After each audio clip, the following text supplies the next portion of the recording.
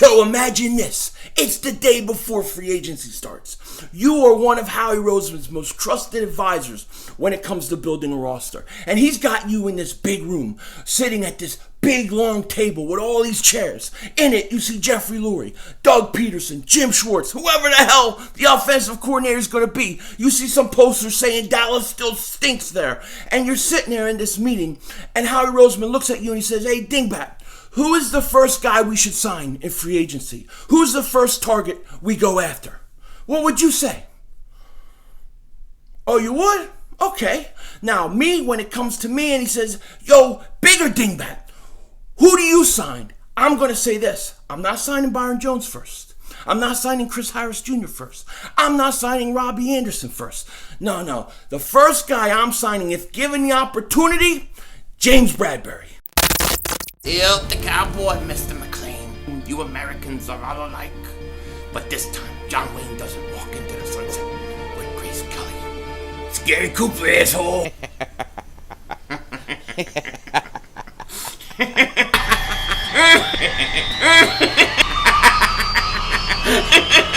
Oh, Diva!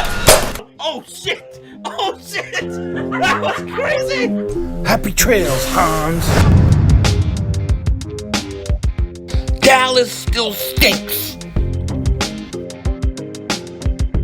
You're by doing King Dingbat here, and I hope everybody's having a great Super Bowl Sunday. The game is going to start in a few hours. In the meantime, I've been watching Breaking Bad marathon. I can't stop watching that show once I start. But I'm looking forward to the Super Bowl tonight. I got the Chiefs winning. I'm rooting for Andy Reid to get his first title, so it should be a very interesting game. Now, yesterday, I was sick as hell. I woke up with a fever, with a sore throat. My throat was so red, it was ridiculous. I could barely talk. That's why I couldn't stream the Sixers. There's no way I could talk for 2.5 hours. I'm losing my voice right now. It's very hard. But I did feel a little bit better, and I wanted to come bang out this video. So now, before I get into the main topic of this video, I want to talk about a side project me and Lord Brunson are doing. Now, if you don't know who Lord Brunson is, I don't know where the hell you've been. Where's NASA been hiding you? I don't know where the hell you've been, what cave you've been hiding in, but I don't know how anybody on YouTube can't know who he is. So, if you haven't,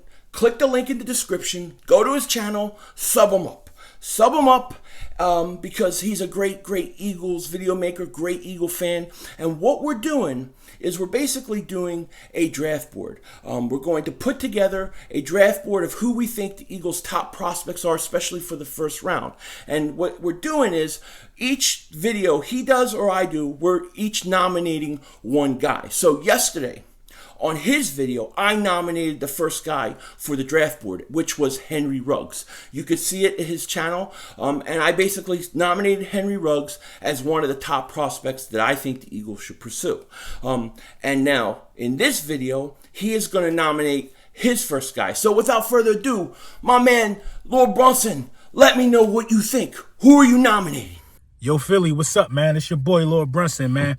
So my pick this week for our draft board, assuming everybody, all the major players are gone. If everybody's gone, all the CD Lambs and everybody else, if Michael Pittman is available at 21, which is is likely. If he's available at 21, you gotta grab him. So I'm going to go with Michael Pittman. He should be a guy that the Philadelphia Eagles should be looking forward to grabbing if he's available, and who knows what pick. But this is a guy that deserves to be on the draft board. Michael Pittman Jr., 6'4", 220, USC wide receiver. So there you have it. Michael Pittman Jr. is nominated to the draft board by my man, Lord Brunson. Now remember, once this board is complete, we're going to get together, we're going to collab on it, we're going to discuss it in detail, and it should be very, very interesting. It's going to be fun, a lot of fun, and this whole off season is going to be fun. I mean, this is an important off season for the Eagles. Not only the draft, but free agency. And I've talked a lot about, I believe that this free agency period for the Eagles really needs to be focused on defense. You need to get guys that could come in and play right away. You need linebackers, you need corners, you need a safety. You could even use another pass rusher, especially if it's an elite type guy. I think you got to jump on it. But when we look at all the free agents available, and we don't know who's going to get signed to new contracts, who may get tagged. We don't know all that yet. But if we look at the list that's out there right now, right, there's been a lot of rumors saying that the Eagles are going after a corner in free agency, that they're trying to get a starting corner, and this is going to be basically their big priority in free agency. And I agree with it. I think you have to go out and get a starting corner. We've talked about Byron Jones possibly being somebody that they get in, Chris Harris Jr. Of course, people want Robbie Anderson. There's a lot of names out there, but one of the most underrated guys in the NFL, I think, is James Bradberry. James Bradberry is a 6'1", 215-pound corner from the Carolina Panthers. He was drafted in 2016 in the second round. I think Sean McDermott had a lot to do with the Panthers getting him and drafting him. And look, he's a guy that can play press coverage. He can play zone. He's a good tackler. He's good at locating the ball in the air. All the things that we seem to struggle with, he's very good at. And I don't think he would be the top paid corner in free agency. I think that's going to go to Byron Jones, who is a Cowboy, which a lot of us Eagle fans, we don't want any Cowboy fans coming to our roster anymore. We're done with them. We're done! Okay? So, I think James Bradberry is a very interesting guy because I think that he's still getting better. He's been up and down in his career. There's no question about it. He hasn't been just, a shutdown corner from day one. He's up and down, but he's got a lot of potential. He's got a lot of upside. And his best football, I believe, is still yet to come. And when you talk about free agency and getting free agents, I always say it's important to get a guy who's still on the upswing of his career. You don't want to get a guy coming down who's got maybe 1-2 years left. That's not good enough. You need a guy who's going to give you 4-5 years. And at 26 years old, James Bradberry can do it. Now, the other thing I like about James Bradberry is he's battle tested. He's battle tested. I mean, look at the receivers in the division that the Carolina Panthers play on. Look at it. It's crazy. Mike Evans, Godwin, you have Julio Jones, Michael Thomas, to me, the best receiver in football. He sees these guys twice a year. All of them. And he's done a pretty good job. Overall, I looked at some of his statistics against some of these guys because he always plays the number one wide receiver, at least for the most part. So he had Mike Evans week 2. He held them to four catches, 61 yards. Not bad. Week 6, Mike Evans had 9 catches, 96 yards. For us, any of our receivers or any of our corners, if they could hold Mike Evans to under 100 yards, it would be front page news all week across the world. Okay? Julio Jones, week 11, he covered him. 6 catches, 91 yards. Not bad.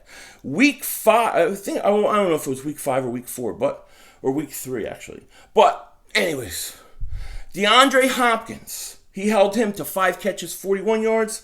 And then Michael Thomas, week 12, had 10 catches, I think, 101 yards. He's done a pretty decent job against these guys. If our corners could do any of that to any of those guys, it would be a miracle. I think James Bradberry is, to me, very intriguing guy. He's going to cost you some money, but he's not going to cost you Byron Jones money. He's not going to cost you that much money, but he's definitely going to cost you some, and I think he's well worth it.